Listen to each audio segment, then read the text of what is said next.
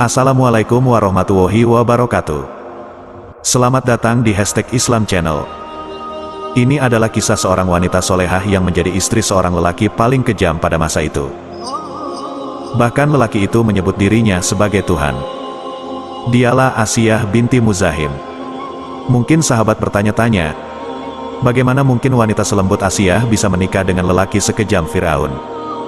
Berawal dari Fir'aun yang ditinggal mati oleh istrinya, ia merasa kesepian dan ingin mempunyai seorang istri lagi. Fir'aun kemudian memerintah menterinya yang bernama Haman untuk melamar Asiyah, namun ia menolaknya. Penolakan Asiyah membuat Fir'aun marah dan mengutus tentara untuk menangkap orang tua Asiyah, mereka bahkan dikurung dan disiksa. Fir'aun adalah seorang raja yang zalim, ia berpikir bahwa ia adalah penguasa dunia. Sifatnya yang sombong itu tidak mampu mendapatkan hati Asiyah. Asiyah kemudian dipaksa menikah dengannya padahal ia sudah menolaknya dengan tegas. Ia bahkan berkata, bagaimana aku sudi menikahi Firaun? Sedangkan ia terkenal sebagai raja yang ingkar kepada Allah. Asiyah tidak mendapatkan mudarat karena hubungannya dengan Firaun, padahal sudah sangat jelas bahwa suaminya adalah orang paling kafir. Asiyah bahkan memilih dibunuh daripada mendapatkan kemakmuran kerajaan, mengingat suaminya adalah seorang raja. Kemudian ada peristiwa di mana Allah takdirkan untuk menyelamatkan Nabi Musa. Bayi laki-laki yang lahir pada zaman Fir'aun harus dibunuh. Ibunda Nabi Musa sangat kebingungan saat itu karena Fir'aun sudah mengetahui bahwa ia melahirkan bayi laki-laki. Ibunda Nabi Musa kemudian mendapat petunjuk dari Allah dalam surat Toha ayat 39. Yaitu, letakkanlah dia, Musa, di dalam peti, kemudian hanyutkanlah dia ke sungai Nil, maka biarlah arus sungai itu membawanya ke tepi, dia akan diambil oleh Fir'aun, musuhku dan musuhnya. Aku telah melimpahkan kepadamu kasih sayang yang datang dariku, dan agar engkau diasuh di bawah pengawasanku. Bayi Nabi Musa yang dihanyutkan di sungai kemudian ditemukan oleh Asiyah. Dalam buku 10 wanita ahli surga oleh Dr. Mustafa Murad, dijelaskan bahwa Asiyah mampu menentang Fir'aun dan bala tentaranya dengan cara yang menakjubkan. Allah berfirman dalam surat Al-Qasas ayat 9. Dan istri Fir'aun berkata, dia adalah penyejuk mata hati bagiku dan bagimu. Janganlah kamu membunuhnya, mudah-mudahan dia bermanfaat kepada kita atau kita ambil dia menjadi anak, sedang mereka tidak menyadari.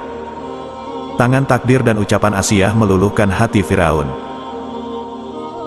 Ia kemudian diperbolehkan untuk merawat dan melindungi bayi kecil bernama Nabi Musa dengan cinta, yang kelak bayi dalam tangannya tersebutlah yang akan menghancurkan Fir'aun dan bala tentaranya. Hal ini juga dijelaskan dalam firman Allah dalam surat Al-Qasas ayat 8. Maka dia dipungut oleh keluarga Fir'aun agar kelak dia menjadi musuh dan kesedihan bagi mereka. Sungguh, Fir'aun dan Haman bersama bala tentaranya adalah orang-orang yang bersalah. Tahun demi tahun berlalu hingga Fir'aun mengetahui keimanan istrinya kepada Allah, maka murkalah Fir'aun. Dengan keimanan dan keteguhan hati, wanita solihah tersebut tidak goyah pendiriannya, meski mendapat ancaman dan siksaan dari suaminya. Kemudian keluarlah sang suami yang zalim ini kepada kaumnya dan berkata pada mereka, apa yang kalian ketahui tentang Asiyah binti Muzahim? Mereka menyanjungnya.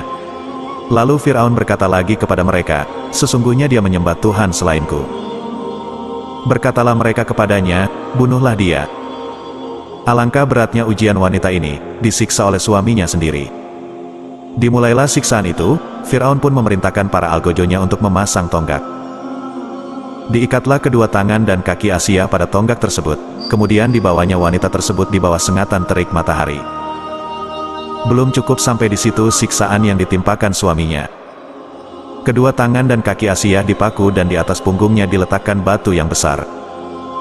Sahabatku, mampukah kita menghadapi siksaan semacam itu? Siksaan yang lebih layak ditimpakan kepada seorang laki-laki yang lebih kuat secara fisik dan bukan ditimpakan atas diri wanita yang bertubuh lemah tak berdaya.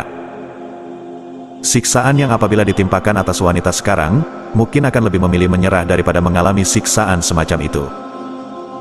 Namun, akankah siksaan itu menggeser keteguhan hati Asiyah walau sekejap? Sungguh siksaan itu tak sedikit pun mampu menggeser keimanan wanita mulia itu. Akan tetapi, siksaan-siksaan itu justru semakin menguatkan keimanannya. Iman yang berangkat dari hati yang tulus, apapun yang menimpanya tidak sebanding dengan harapan atas apa yang dijanjikan di sisi Allah Subhanahu wa Ta'ala. Maka Allah pun tidak menyia-nyiakan keteguhan iman wanita ini. Ketika Firaun dan algojonya meninggalkan Asiyah, para malaikat pun datang menaunginya. Di tengah beratnya siksaan yang menimpanya, wanita mulia ini senantiasa berdoa memohon untuk dibuatkan rumah di surga. Allah mengabulkan doa Asiyah, maka disingkaplah hijab dan ia melihat rumahnya yang dibangun di dalam surga. Diabadikanlah doa wanita mulia ini di dalam Al-Quran. Ya Robku, bangunkanlah untukku sebuah rumah di sisimu dalam surga dan selamatkanlah aku dari Firaun dan perbuatannya dan selamatkan aku dari kaum yang zalim. Quran Surat At-Tahrim ayat 11. Ketika melihat rumahnya di surga dibangun, maka berbahagialah wanita mulia ini. Semakin hari semakin kuat kerinduan hatinya untuk memasukinya. Ia tak peduli lagi dengan siksaan Firaun dan algojonya. Ia malah tersenyum gembira yang membuat Firaun bingung dan terheran-heran. Bagaimana mungkin orang yang disiksa akan tetapi malah tertawa riang? Sungguh terasa aneh semua itu baginya. Jika seandainya apa yang dilihat wanita ini ditampakkan juga padanya, maka kekuasaan dan kerajaannya tidak ada apa-apanya. Maka tibalah saat-saat terakhir di dunia. Allah mencabut jiwa suci wanita solihah ini dan menaikkannya menuju rahmat dan keridoannya. Berakhir sudah penderitaan dan siksaan dunia, siksaan dari suami yang tak berperi kemanusiaan. Sahabatku yang dimuliakan Allah, jangan sampai karena alasan kondisi kita mengorbankan keimanan kita, mengorbankan akidah kita. Marilah kita teladani Asiyah binti Muzahim dalam mempertahankan iman. Jangan sampai bujuk rayu setan dan bala tentaranya menggoyahkan keyakinan kita. Janganlah penilaian manusia dijadikan ukuran, tapi jadikan penilaian Allah sebagai tujuan. Apapun keadaan yang menghimpit kita, seberat apapun situasinya, hendaknya ridho Allah lebih utama. Mudah-mudahan Allah mengaruniakan surga tertinggi yang penuh kenikmatan.